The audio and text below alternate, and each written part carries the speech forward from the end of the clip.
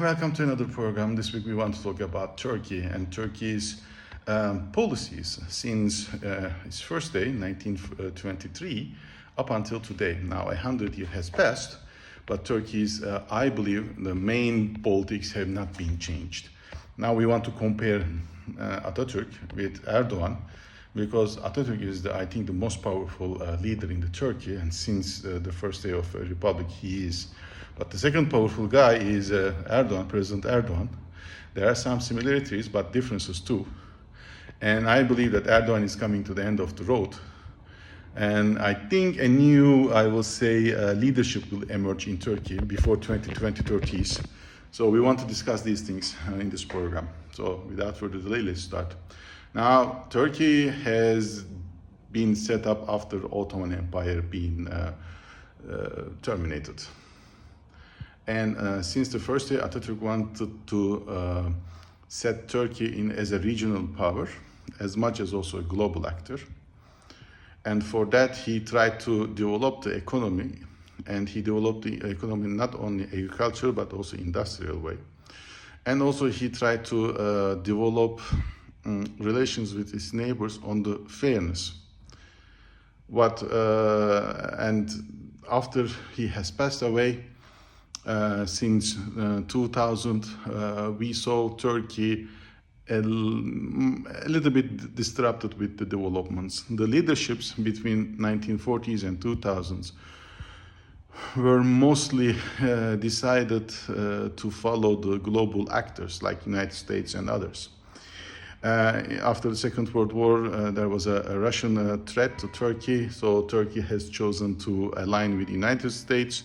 Therefore, we buy most of the military equipment from the States.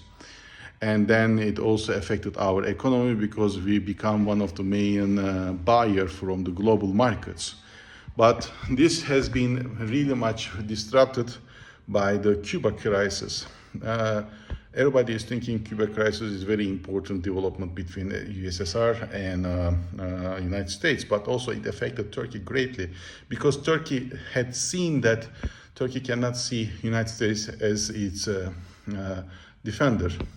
I mean, in Saudi Arabia, when they have signed, if I'm not wrong, 1952 or 54, the agreement between Saudi Arabia and States, the oil was the main commodity. And for not to lose this commodity, United States give the guarantee. But between Turkey and United States, despite the fact that United States has launched or has, let's say, allocated nuclear powers in or missiles in Turkey, they think the deal was necessary between US and USSR, so they withdraw some of these nuclear missiles from Turkey.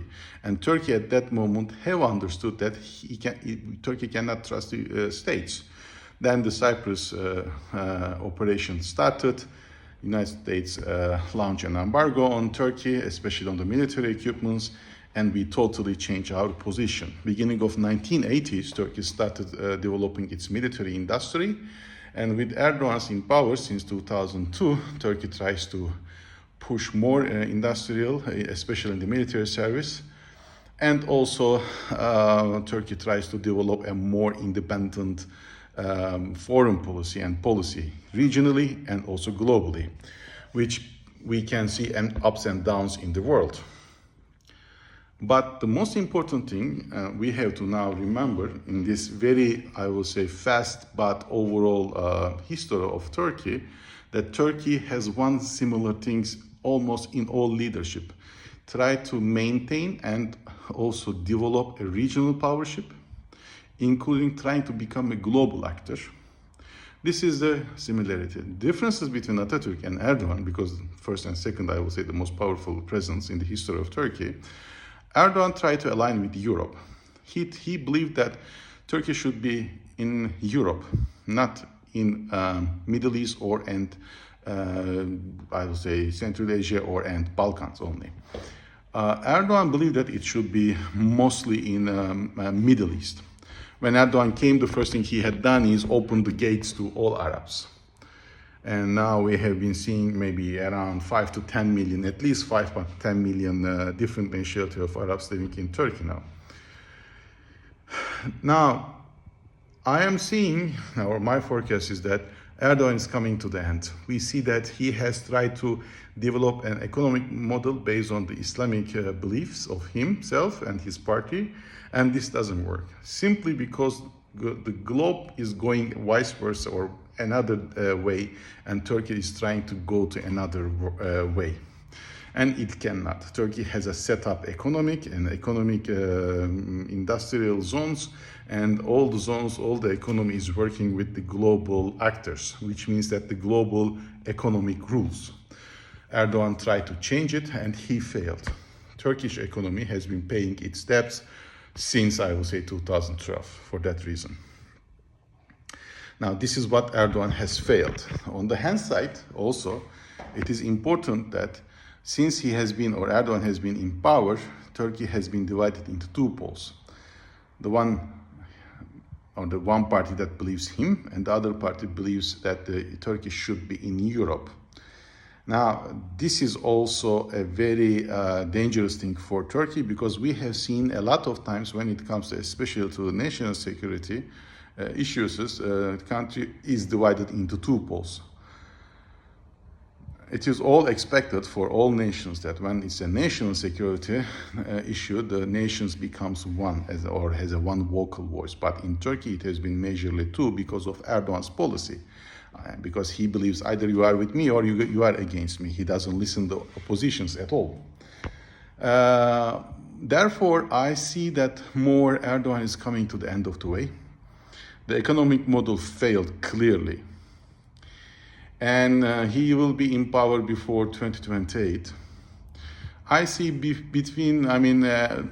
2030s, there will be a new leadership will be emerge in Turkey, which is going to, or which will try to do its best to merge the two groups that is now opposing to each other, first of all. Second, they are going to put the Turkish economy on the western side, not to the eastern side of the world, because we are working with the Western partners mostly. So we have to have an economic model that will work, cooperate easy with Western countries. And Turkey will not give up its also regional and or global actor claims easily at all. Never ever it will happen. So I am expecting these things to happen. How this is going to happen, who is going to do this is still a question mark. It might be a CHP or İmamoğlu or Özgür Özel or Mahsun Yavaş. These actors are not really important. They can and they cannot. It's not, I am talking on the based on the actors here.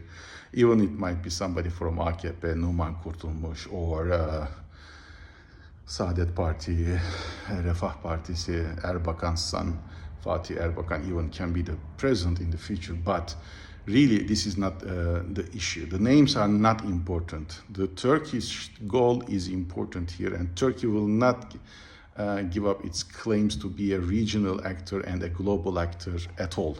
Therefore, I am seeing more from these mistakes, from the mistakes of early republics and as of today, that the two things should be merged. The people should be merged. The ideology should be merged. One, economy should be put back, because we have seen that it's not working with this structure at all.